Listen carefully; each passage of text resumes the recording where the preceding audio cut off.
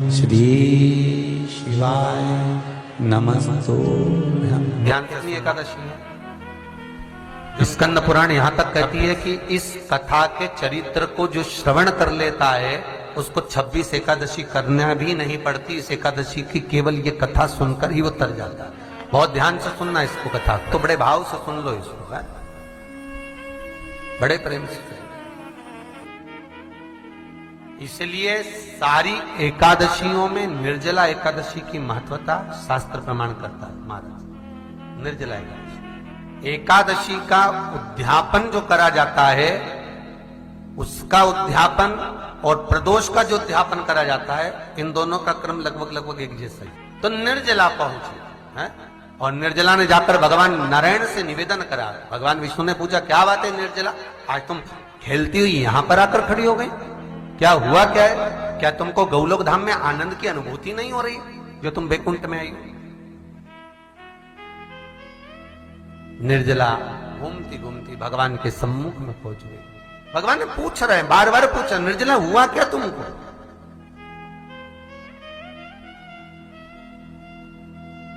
ए निर्जला, ए एकादशी, हुआ क्या है तुमको? क्या कारण है तुम्हारे यहां आने का, बैकुंठ पहुंचने का? बहुत ध्यान देना महाराज।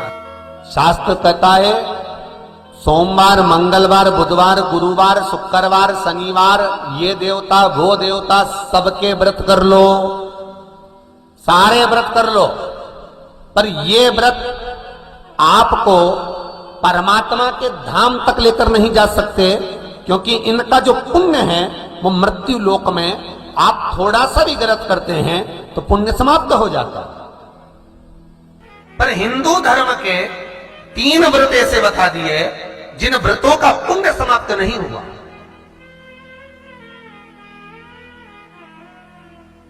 हिंदू धर्म के 3 व्रत ऐसे हो गए जिनका पुण्य समाप्त नहीं हुआ महाराज, जिनका पुण्य प्रबलता में बढ़ता गया। पहले नंबर पर एकादशी, दूसरे नंबर पर प्रदोष, और तीसरे नंबर पर शिवरात्रि। एकादशी भी 26 है तो प्रदोष भी जम के बोलते जाओ 26 है। शिवरात्रि केवल 12, केवल 12, और अगर अधिक मास की पड़ जावे तो ये 13, और अधिक की आए तो 13 है। तो यहां शास्त्र कह रहा है कि 3 व्रत हमारे यहाँ जिनका पुण्य समाप्त नहीं हुआ, जिनका पुण्य प्रबल हुआ, बड़ा। इसलिए आज भी माता एकादशी का व्रत करती है, और एकादशी का व्रत कर कर अगर कोई जीवात्मा को देते हैं, कोई मर भी गया तो उसको एकादशी का दान देते हैं। एकादशी का उसको दान दिया है। महाराज निर्जला खड़ी है, पूछा क्यों आई हो, क्या कारण? निर्जला आई, तब लक्ष्मी मैया उठकर निर्जला के करीब में गई। निर्जला बहुत सरल थी निर्जला। कहते हैं कामा एकादशी सबसे लंबी है। कौन सी एकादशी? कामा। फिर मोक्षदा उससे नीची है महाराज, और निर्जला जो है बिल्कुल छोटा स्वरूप है। निर्जला का मतलब देखा जाए तो केवल 2 चोटी करी हुई है। मस्तक पर भोर लगा हुआ है निर्जला के, माथे पर बिंदी लगी हुई है निर्जला के, सुंदर गले में तुलसी की मालाएं पहनी है निर्जला, हाथ में जो हाथ फूल जैसी माताएं पहले पहनती थी, आपको ध्यान में होगा, ऐसा बड़ा फूल होता था, अंगूठियां पड़ी होती थी, हाथ में ऐसा लगा रहता है। तो निर्जला हाथ फूल भी तुलसी के धारण करी, बड़ा सुंदर स्वरूप है माता निर्जला का महाराज। छोटी है तो माता लक्ष्मी उनके पास में गई और निर्जला से जाकर पूछा, निर्जला तेरे आने का कारण क्या है, तू बता। नारायण आपसे पूछ रहे हैं कि क्यों आई हो, किस लिए आई हो, क्या है तुम्हारे आने का कारण? निर्जला ने कहा, मेरी विनती केवल इतनी सी है मां, कि मैं ये चाहती हूं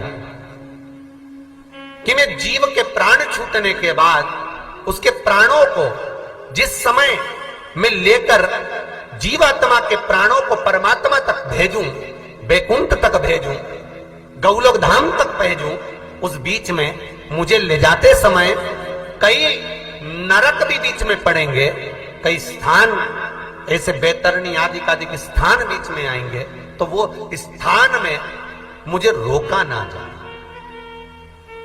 मैं सीधे भगवान के धाम पहुंच जाऊं। ऐसी कृपा, ऐसी दया। जितनी भी माताएं एकादशी का व्रत करती, बहुत ध्यान से सुनना आज की कथा को। शायद जिंदगी में मिली ना मिली, पर ये कथा का रिश्ता तो बहुत ध्यान से सुनना। स्कंद पुराण यहां तक कहती है कि इस कथा के चरित्र को जो श्रवण कर लेता है उसको 26 एकादशी करना भी नहीं पड़ती। इस एकादशी की केवल ये कथा सुनकर ही वो तर जाता है। बहुत ध्यान से सुनना इसको, कथा को। सबसे पहला नियम एकादशी व्रत का, सबसे पहला नियम है कि आप जिस दिन व्रत करो उसके एक दिन पहले भक्ति का संचार इस हृदय में करो। भक्ति का संचार इस हृदय में कर लीजिए। जिस दिन आप व्रत करो, जैसे एकादशी का व्रत कर रहे हो तो दशमी के दिन शाम का समय जब आवे, रात्रि जब होने लगे, शाम का समय आवे और रात्रि का आप जब भोजन ग्रहण करो तो उस भोजन में कोई ऐसा पदार्थ ग्रहण मत करिए जिस पदार्थ के कारण आपकी एकादशी बिगड़ जाए। कोई बेकार भोजन में ग्रहण नहीं करना, श्रेष्ठ भोजन ग्रहण करिए दशमी। और एकादशी का दूसरा नियम बहुत ध्यान से सुनिएगा। जिस दिन आपकी एकादशी का व्रत हो उस दिन प्रयास करिएगा कि अपने हाथ से किसी भी वृक्ष की कोई पत्ती टूटे ना। अपने हाथ से किसी भी वृक्ष की, पौधे की, किसी भी वृक्ष की पत्ती अपने हाथ से ना टूटे। बहुत ध्यान दीजिएगा महाराज। एकादशी का ये दूसरा नियम है कि अपने हाथ से किसी पौधे की, किसी वृक्ष की, किसी डाली की कोई पत्ती टूटे ना, कोई पत्ती ना टूटे, इसका प्रयास करिए।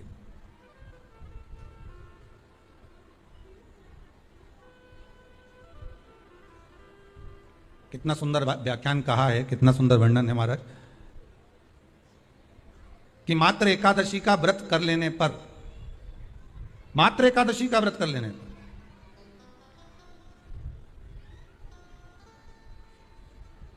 जो पूर्व में किया गया हमारा पाप कर्म है, हमने किसी जीव की हत्या करी है, हमने किसी को कष्ट प्रदान करा है, हमने किसी को अपशब्द कहा है, हमने किसी को ताने दिए, हमने किसी को आड़ा टेढ़ा कहा है, हमने किसी को गालियां दे दी है, मात्र एकादशी का व्रत ही कर लेने पर ये सारे जो दोष हैं वो समाप्त हो जाते हैं। सारे दोष हमारे समाप्ति पर आ जाते हैं।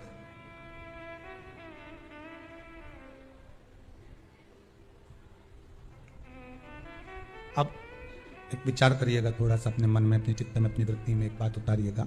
एक अपने मन में एक बात को उतार कर रखिएगा कि आप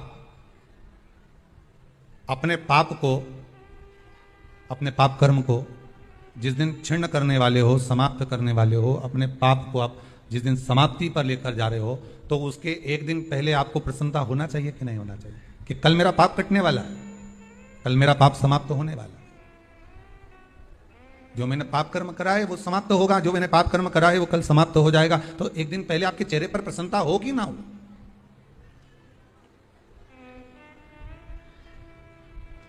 और चेहरे पर वो प्रसन्नता आपके आना चाहिए कि कल मेरा एकादशी का व्रत है, आज दशमी है, कल एकादशी का व्रत है, तो कल मेरी जब एकादशी का व्रत रहेगा तो मेरा ना जाने कितना कितना पाप, कितना असत्य, कितना झूठ, कितना प्रपंच वो समाप्त हो जाएगा। इसमें मुझे प्रसन्नता हो, इसमें मुझे आनंद था।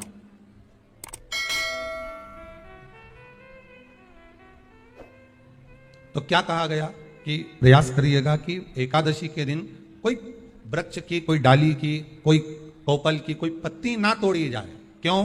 तो कहा अगर उस पत्ती को हम तोड़ देते हैं, वृक्ष की पत्ती को या क्यारे में लगी हुई कोई डाली की पत्ती को हम तोड़ देते हैं तो एकादशी का पुण्य फल प्राप्त नहीं होता, एकादशी का कोई फल हमारे खाते में नहीं जाता, पुण्य फल प्राप्त। अब फिर भले तुम, चाहे तुमने मोरधन खाया हो, चाहे तुमने फिर चिप्स खाई हो, चाहे तुमने फिर व्रत का कितना ही सामान खा गए और तुमने सोचा कि आज मेरी एकादशी है, तो फिर उसका कोई फल प्राप्त नहीं, उसका कोई सुख प्राप्त नहीं आपको।